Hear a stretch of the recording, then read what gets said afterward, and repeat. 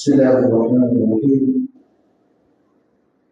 الحمد لله الذي يحمد الحمد كثيرا ليس يحصى عددا، كلم موسى واصطفى محمدا وانزل الفرقان نورا وهدى على نبي مصطفى محمدا.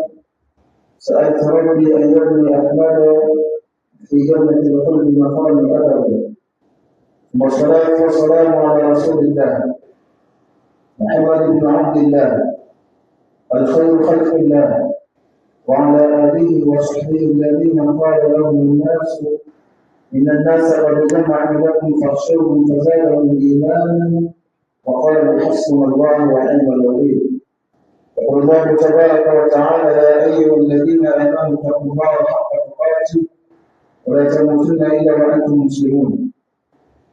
يا أيها الناس اتقوا ربكم الذي خلقكم من نفس واحدة وخلق منها زوجها وبث منهما رجالا كثيرا ونساء، واتقوا الله الذي تساءلون به والأرحام إن الله كان عليكم رقيبا.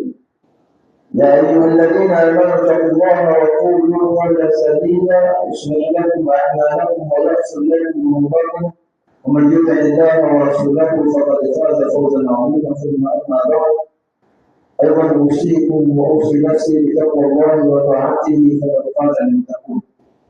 Ndugu Waislamu, awali ya mambo kwa kumshukuru Allah subhanahu wa ta'ala, Allah ambaye kwamba kwa mapenzi yake makubwa na kwa huruma aliyokuwa nayo akijalia sisi wachache miongoni mwa watu waliokuwa wengi muda huu kuwepo hapa. Watu wengi miongoni mwetu walitamani na wao kuwa hapa, lakini Allah subhanahu wa ta'ala hajawajalia wao kuwa hapa. Hivyo walau tunasema alhamdulillah rabbil alamin. Rehma na amani zimeendea kiongozi wa umma mtume wetu Muhammad sallallahu alaihi wasallam, kiongozi ambaye Mwenyezi Mungu subhanahu wa ta'ala amempa taufiki ya kuongoza na kueleza Uislamu mpaka leo ni baidha na qiyam la khubara alayhi. Kisha tuusie pamoja na kuhusia nafsi yangu katika masuala mazima ya kumcha Allah subhanahu wa ta'ala, kwa sababu kwa mwanadamu aliyekuwa bora leo ulimwenguni na kesho akhera kwa bora ni kumcha Allah subhanahu wa ta'ala. Mzangu kwa Uislamu, bila ya kutambulisha wakati, niende moja kwa moja kwenye anwani yangu ya hotuba yangu siku ya leo. Mtume wetu Muhammad sallallahu alaihi wasallam alipohama kutoka Maka kwenda Madina, ule mwaka wa kwanza kabisa alipofika Mtume Madina, siku ya kwanza kuna hotuba fupi aliyotoa kuhusia watu wa Madina na Waislamu kwa ujumla. Muhammad sallallahu alaihi anasema akihusia kwa Madina, ambayo ndio anwani yangu ya hotuba yangu ya leo. Mmoja katika masahaba aitwa Abdullah ibn Salam anaelezea kisa hiki, anasema Muhammad sallallahu alaihi alipohama kwenda Madina, anasema nilifuatwa, niliitwa kwenda kumsikia Muhammad aliyosema siku ya kwanza aliyohama kutoka kwenda Madina. Asema fakana awwal ma sami'tu minhu, nikawa jambo la mwanzo kumsikia mtume akiwaambia watu wa Madina na Waislamu kwa ujumla. Jambo la kwanza mtume alisema ayuha nas afshu salam wa at'imu at'am wa silu al-arham. Mtume anasema mambo matano. Ya kwanza anasema afshu salam, jambo la kwanza enezeni amani. Mtume amehama, ndio mwaka wa kwanza amekwenda Madina. Speech yake ya kwanza kuwahutubia watu wa Madina aliwaambia ya ayuha nas, wengi watu, afshu salam, jambo la kwanza enezeni amani. Na Mwenyezi Mungu Subhanahu wa Ta'ala ndani ya Qur'ani ametumia lugha tatu kuwaita watu. Lugha ya kwanza Mungu aliyotumia ni ya ayyuhalladhina amanu, ndio first of the, yani ndio wito wa kwanza Mwenyezi Mungu anatumia kuwaita wanadamu, kwamba ya ayyuhalladhina amanu, kwa sababu maana si kwamba wanaambiwa watu wote ya ayyuhalladhina amanu, istifna, kuna watu baadhi wanaambiwa. Lakini lugha ya pili Mwenyezi Mungu alitumia ni ya ayyuhan nas.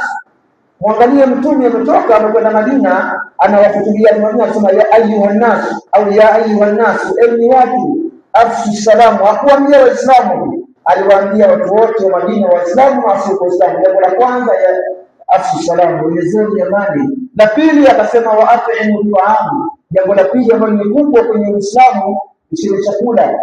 Lakini la tatu wasulu arham, ungeni udugu, jambo kubwa lililokuwa la tatu Mtume alieleza. Ndio unaangalia kwenye Uislamu wetu namna ulivyo, bila ya kuwa na mapenzi sisi wenyewe kama wenyewe, Uislamu hauwezi kupiga hatua.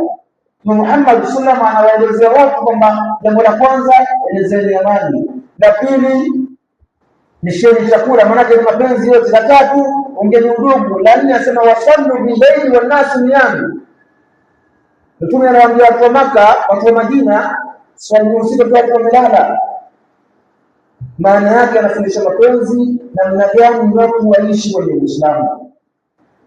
Tuna Muhammad sallallahu alaihi wasallam anasema inna Allaha, hakika Mwenyezi Mungu ikhtara lakum al-Islam dina, ameuteua Uislamu kwa dini ya sawa sawa, faakirimuhu, basi tutapewa kazi uenezeni Uislamu, tukuzeni Uislamu bi husnil khulqi, jambo la kwanza kwa tabia iliyokuwa njema. Kumbe unafahamu kwamba Uislamu hivi kupiga hatua inapaswa wale wenye Uislamu wa tabia iliyokuwa njema, lakini jambo la pili wasahani na kutoa kwa ajili ya Uislamu. Dini yetu ya Kiislamu imejengwa na akhlaq na nidhamu iliyokuwa kubwa. Tukipendana, tukishikamana, tukishana, itakuwa ni moja sababu ya Uislamu huu kupiga hatua kwa mbele. Lakini kinyume chake, maana yake kushikana hauwezi kupiga hatua. Maana yake ndio Allah anasema wa'tasimu bihablillahi jami'an wala tafarraqu. Mwenyezi Mungu anahusia waumini, jambo la kwanza ambalo ni nguzo, ndio nyenzo ya kwanza ya kupiga hatua. Kwanza nyie Waislamu shikamaneni.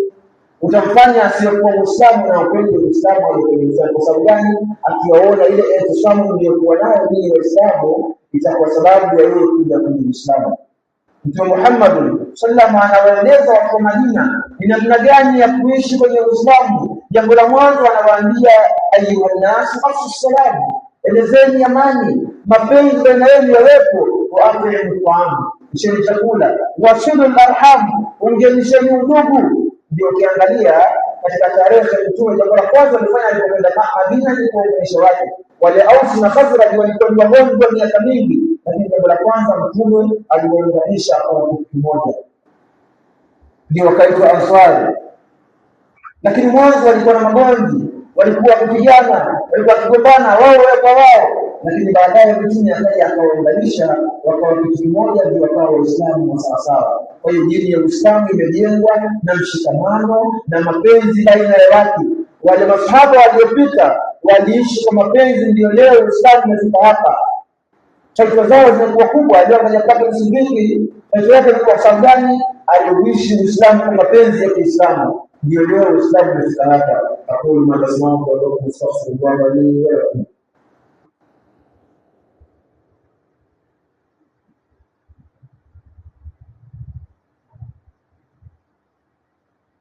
الحمد لله رب العالمين، وبه نستعين على امور الدنيا والدين، ثم صلاته وسلامه على المصطفى محمد الحر الميامين وعلى اله وصحبه اجمعين، وبعد. اوصيكم واوصي نفسي بتقوى الله وطاعته ايها الناس، فقد فاز المتقون. Mzangu wa Uislamu na wasia pamoja na kuhusia nafsi yangu katika masuala mazima ya kumcha Allah subhanahu wa ta'ala. Hotuba yangu ya pili itakuwa ni hitimisho ya hotuba ya mwanzo yenye anwani ya maneno ya mwanzo aliyosema Mtume alipokwenda Madina. Mtume Muhammad sallallahu alaihi wasallam ulifa bi akhlaqihi qabla dinihi. Watu wa Maka walifahamu Mtume kuwa ni mtu mwenye akhlaqi nzuri kabla ya kumfahamu kuwa ni mtu wa dini. Na ndio maana wakichunguza au ukisoma katika tarehe ya Mtume, watu wa Maka walimtaja as-sadiqul amin, ni mkweli na mwaminifu. Kwa sababu gani? Mtume Muhammad sallallahu alaihi wasallam ana akhlaqi zilizokuendea. Yuko msomi mmoja wa leo ni profesa wa chuo kimoja kule Marekani anaitwa Harvard. Aliwahi kusoma Uislamu, alikuwa sio Muislamu, alisoma Uislamu akafahamu kisha akaslimu. Aliposlimu yako maneno aliyosema ni profesa, alisema Muslims are the hardest people to convert to another faith, there is nothing to offer them. Anasema Waislamu ndio watu wagumu kuwashawishi kwenda kwenye dini isiyokuwa ya Uislamu. Kwa sababu gani? Akasema kwa hakuna kitu cha kuofa, dini yao imekamilika. Lakini baadaye alikuja kuuliwa akasema kwamba Waislamu kiongozi wao alijipamba na akhlaki zisizokuwa njema, ndio maana ikawa sababu ya Uislamu kupiga hatua. Sasa jiulize leo wewe, tabia uliyokuwa nayo wewe Muislamu, wewe una miaka 20, 30, 40, 50, hiyo ni tabia za Kiislamu? Mwenyezi Mungu Subhanahu wa Ta'ala ametuasa tuwe na ihtisamu, tuwe na mshikamano, ndio Uislamu utapiga hatua. Je, tabia uliyokuwa nayo ni tabia ya Kiislamu? Je, wewe mazingira unaishi nayo na watu wanaishi nao na kuzunguka, je, wanaamini kwamba wewe ni mtu wa Kiislamu? Jawabu lilija ni hapana. Wazungu wanasema unapaswa kufanya critical self evaluation, tathmini ya kina sana. Yaani kaa fikiria mara mbili, kwa mimi ni nani kwa jamii yangu na mzunguka, kuyafanya yale ambayo yanapaswa kufuata Uislamu. Mtume Muhammad sallallahu alaihi anasema katika hadithi kule, akimueleza mtu ambaye ni hatari kwenye Uislamu na hata asiokuwa Uislamu, anasema Mtume, inna sharra nasi wajhaini. Mtume anasema katika Uislamu kuna kirusi. Mtume anasema inna sharra nasi dhul wajhaini, kama mtu mbaya zaidi kwa watu, mtu wa shari zaidi kwa watu, dhul wajhaini na sura mbili. Mtume akasema yati haulai wajhi wa haulai wajhi, mtu huyu anawaelea hawa kwa sura hii na ndio hawa kwa sura hii. Kwa sababu hii amevunja Uislamu, amevunja maisha kwa jamii, uongozi wa Uislamu amevunja, kwa sababu gani? Mtu Muislamu. Kwa hiyo kila mmoja atakiwa atekee kwamba mimi nilipo sampuli kwa jamii inayozunguka.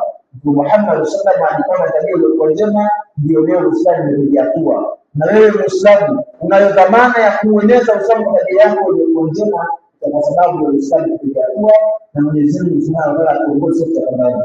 إن الله ملائكته يصلون على النبي يا أيها الذين آمنوا صلوا عليه وسلموا تسليما.